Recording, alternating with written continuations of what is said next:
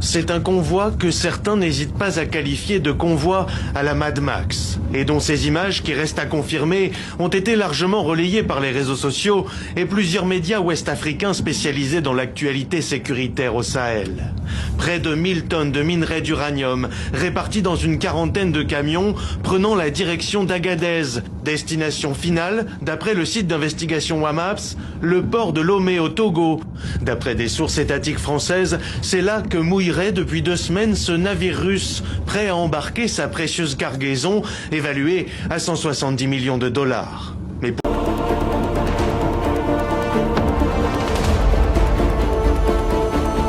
En plein cœur du Sahel, il y a une histoire qui se joue en ce moment même. Une histoire qui a tout d'un thriller géopolitique. On parle d'un convoi ultra risqué, d'une ressource qui vaut de l'or et d'un bras de fer international. Allez, on décrypte ensemble ce qui se cache derrière ce fameux convoi d'uranium nigérien. Le ton est donné, direct. On l'appelle le convoi Mad Max. Et ce surnom, ce n'est pas pour rien, évidemment. Ça évoque tout de suite un voyage hyper dangereux, presque post-apocalyptique, à travers des zones, disons, pas très accueillantes. C'est une image forte, une image choc, qui résume parfaitement la tension autour de toute cette opération. Et ce que transporte ce convoi, c'est juste colossal. On parle de près de 1000 tonnes de minerais d'uranium. C'est ce qu'on appelle le Yellow Cake. Pour se faire une idée, c'est une quarantaine de camions qui sont en train de traverser le désert. C'est une opération logistique et sécuritaire absolument énorme. Et la valeur de cette cargaison, elle aussi, elle donne le vertige. 170 millions de dollars. Ce chiffre, il montre bien que l'enjeu n'est pas que symbolique. Non, il est surtout économique et stratégique. Un seul convoi, et c'est une véritable fortune qui est sur la route. Bon, entrons dans le vif du sujet. Ce surnom, Mad Max, ce n'est pas juste pour faire joli. Qu'est-ce qui rend ce voyage si périlleux, concrètement ? La réponse, elle se trouve sur la carte. Le parcours, c'est un vrai casse-tête. Le convoi part du Niger et il doit rejoindre le port de Lomé au Togo. Le problème, la route la plus simple par le Bénin, elle est fermée. Le Niger a bouclé la frontière. Du coup, obligation de faire un détour par le Burkina Faso. Et là, c'est là que ça se complique. Cette route, elle passe en plein dans des zones où des groupes armés sont très actifs. Le risque est donc absolument maximal. Mais le danger sur la route, ce n'est qu'une facette de l'histoire.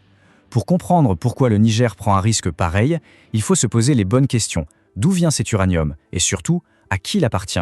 C'est là que ça devient très politique.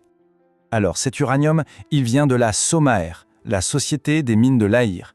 Elle se trouve dans la fameuse région minière d'Arlit, tout au nord du Niger. C'est un acteur historique, un pilier de la production d'uranium dans le pays. Et c'est là qu'intervient un changement radical. Jusqu'en juin dernier, la SOMAER, c'était une filiale du groupe français Orano. Mais depuis, le régime militaire qui a pris le pouvoir au Niger a décidé de nationaliser la mine.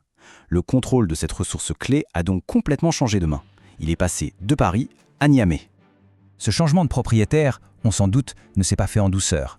Il est au centre d'un énorme conflit juridique, ce qui rend ce convoi non seulement dangereux, mais carrément illégal aux yeux de l'ancien propriétaire. Depuis cette nationalisation, c'est un vrai bras de fer qui est engagé entre Orano et l'État du Niger. Le groupe français a lancé des procédures d'arbitrage international pour essayer de récupérer ce stock d'uranium. On parle d'environ 1300 tonnes au total. Et voilà le point qui met le feu aux poudres. Orano a sorti un communiqué très clair. Pour eux, ce transport viole une décision de justice. Ils citent un tribunal arbitral qui aurait dit noir sur blanc au Niger, interdiction de vendre, de céder ou de transférer cet uranium à qui que ce soit. Cette chronologie, elle résume parfaitement l'escalade. Juin, nationalisation. 23 septembre, la justice dit « Stop, on ne touche plus à rien ». Et aujourd'hui, ce convoi de 1000 tonnes qui prend la route quand même ? C'est un acte de défi, un défi manifeste du régime nigérien envers cette décision et, par extension, envers les intérêts français. La question qui se pose, c'est si le Niger prend un tel risque, à la fois sécuritaire et juridique, qui est l'acheteur assez puissant pour justifier un tel pari ? D'après pas mal d'observateurs, la destination finale n'est plus vraiment un secret. On a d'abord pensé à l'Iran, à la Chine, mais c'est bien la piste russe qui se confirme. L'indice le plus parlant, une rencontre le 28 juillet à Niamey entre le ministre russe de l'énergie et le général Tiani. Et pour couronner le tout, des sources étatiques françaises affirment qu'un navire russe serait déjà en train d'attendre la cargaison à Lomé. Il faut bien comprendre que cette vente à la Russie, ce n'est pas juste une histoire de gros sous. Non, il faut voir beaucoup plus loin. Ce convoi, en fait, c'est le symptôme d'un profond réalignement stratégique qui est en train de se jouer dans tout le Sahel.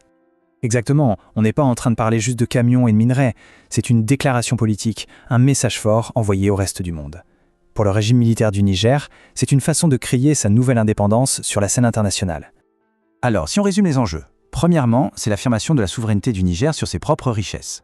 Deuxièmement, c'est un défi frontal lancé à la France, son partenaire historique. C'est aussi, bien sûr, la preuve concrète du rapprochement entre Niamey et Moscou. Et plus largement, c'est le signal d'un grand basculement des alliances au Sahel, une région en pleine ébullition.